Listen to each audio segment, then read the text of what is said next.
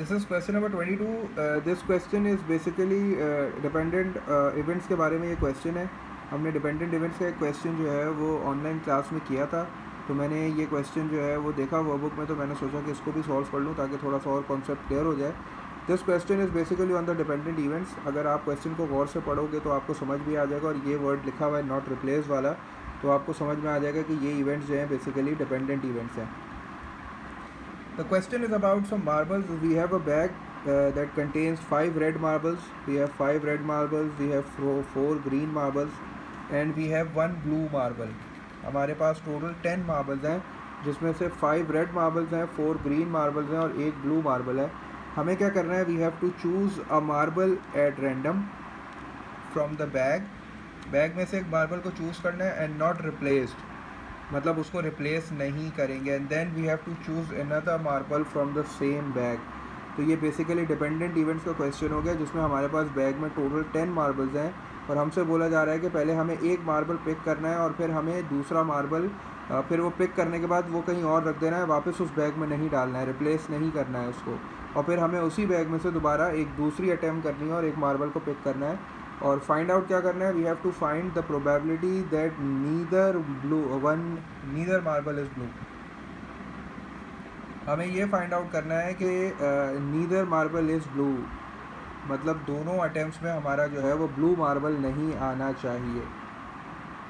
तो first of all पहले तो हम ये देखते हैं कि ब्लू मार्बल नहीं आना चाहिए. तो बेसिकली ब्लू मार्बल जो है वो हमारे पास एक है, हमारे पास सिर्फ एक ही ब्लू मार्बल है.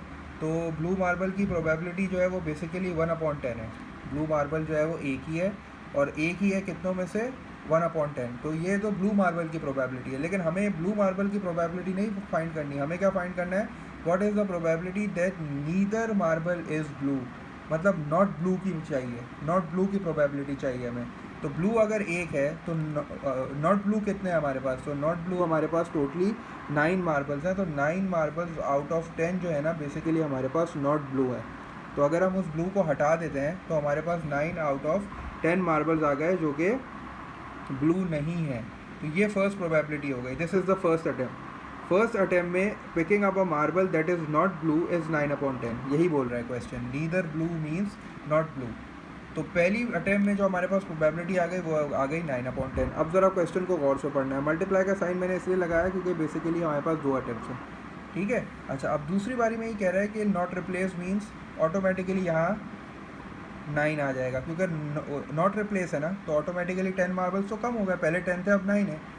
और अब ये बात सोची जाए गौर से कि अगर मैं इसको इस तरह लिखता हूँ कि हमारे पास 5 जो है वो रेड मार्बल्स हैं, 4 हमारे पास ग्रीन मार्बल्स है और 1 ब्लू है. तो ब्लू तो हमें पिक करना ही नहीं है. ब्लू तो हमने पहली बारी में भी ब्लू नहीं पिक किया. तो पहली बारी में जब ब्लू नहीं पिक किया तो आइदर उसमें से ग्रीन होगा या फिर रेड होगा. तो इन दोनों में से एक मार्बल ऑटोमेटिकली कम हो गया है. तो मैं अज्यूम ये करता हूँ कि फ़र्ज़ करो मैंने शायद रेड पिक किया पहले वाले में. तो अब ये कितना हो गया?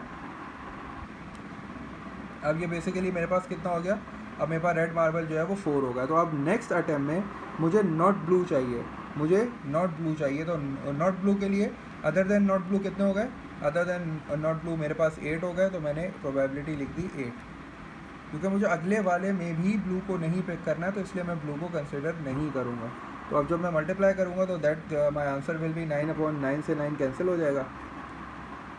और आपको पता है this is 2 4s are 8 and this is 10, so 4/5 will be my probability.